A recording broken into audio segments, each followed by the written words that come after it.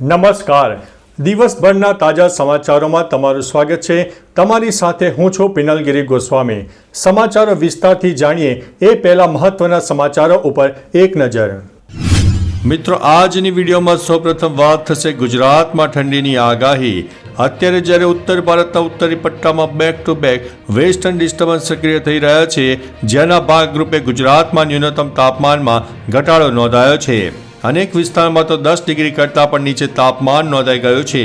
મિત્રો, આપણે અગાઉ પણ 2 મહિનાથી આ આગાહી આપી હતી કે ગુજરાતમાં અનેક વિસ્તારમાં ન્યૂનતમ તાપમાન 10 ડિગ્રી કરતાં નીચે જોવા મળી શકે છે.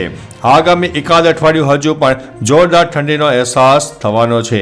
સાથે સાથે પવન સાથે ઠંડીનો અહેસાસ થતાં વધુ ચમકારો પણ થશે.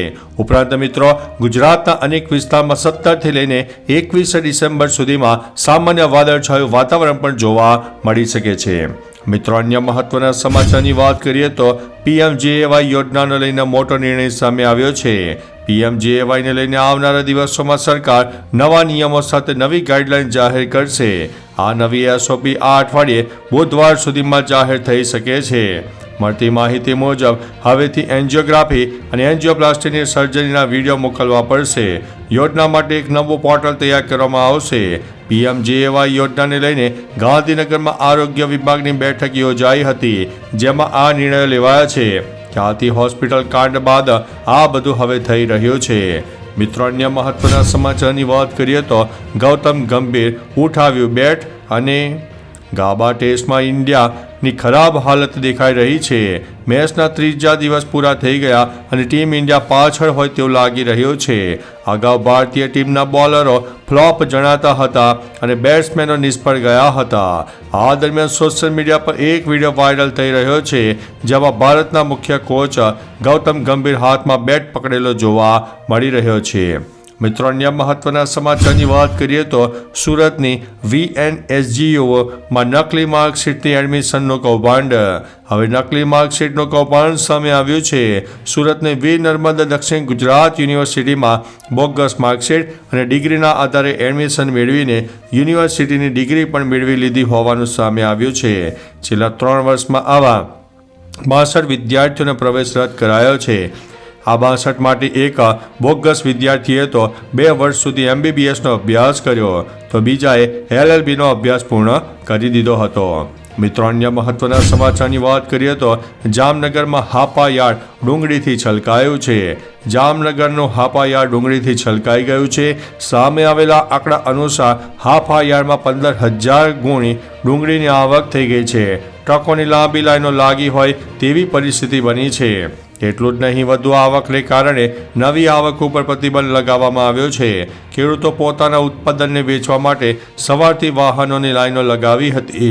આ ઉપરાંત રાજકોટ માર્કેટિંગ યાર્ડ ખાતે ટેકાના ભાવે જણસીની ખરીદી ચાલી રહી છે.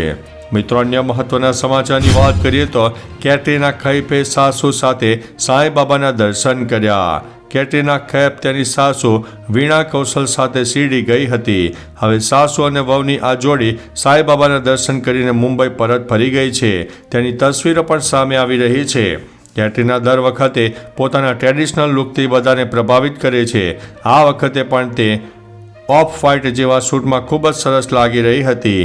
કેટરીના તેની સાસુની ખાસ કાળજી લેતી પણ જોવા મળી હતી. મિત્રો, અન્ય મહત્વના સમાચારની વાત કરીએ તો લગ્નના 2 દિવસ બાદ પત્નીએ જ પત્નીનું અપહરણ બાદ હત્યા કરાવી. ગાંધીનગરના કોટેશ્વરમાંથી ચોંકાવનારો કિસ્સો સામે આવ્યો છે. લગ્નના 2 દિવસ બાદ પત્નીએ જ પતિનું અપહરણ બાદ હત્યા કરાવી દીધી હતી. પત્નીએ તેના પ્રેમી અને મિત્રો સાથે મળીને સમગ્ર પ્લાન ઘડ્યો હતો. આ મામલે પોલીસે યુવતી અને તેના પ્રેમી સહિત 4 સામે ગુનો નોંધીને આરોપીઓની ધરપકડ કરી છે. આ વાતને લઈને યુવકના 100થી વધુ સગા સંબંધીઓ અડાલજ પોલીસ સ્ટેશને હોબાળો મચાવ્યો હતો. મિત્રો, અન્ય મહત્વના સમાચારની વાત કરીએ તો બીજા સોમવારે પુષ્પા 2ની ગતિ ધીમી પડી છે. અલ્લુ અર્જુનની પુષ્પા 2એ 900 કરોડનો આંકડો પાર કરી દીધો છે. આ ફિલ્મે જંગી કમાણી કરીને ઇતિહાસ રચ્યો અને ઘણા રેકોર્ડ પણ તોડ્યા છે. 12મા દિવસના કલેક્શનના સત્તાવાર આંકડા હજુ સુધી જાહેર કરવામાં આવ્યા નથી, પરંતુ એવા અહેવાલો છે કે સવારના શોનું કલેક્શન ઘણું ઓછું છે. ટાઈમ્સ ઓફ ઇન્ડિયાના રિપોર્ટ અનુસાર ફિલ્મના મોર્નિંગ શોએ માત્ર 2.12 કરોડ રૂપિયાનું કલેક્શન કર્યું હતું. તો ચાલો મિત્રો, ફરીથી દેશ અને દુનિયાના સુપરફાસ્ટ સમાચાર લઈને મળતા રહીશું. ત્યાં સુધી અમને રજા આપશો. નમસ્તે.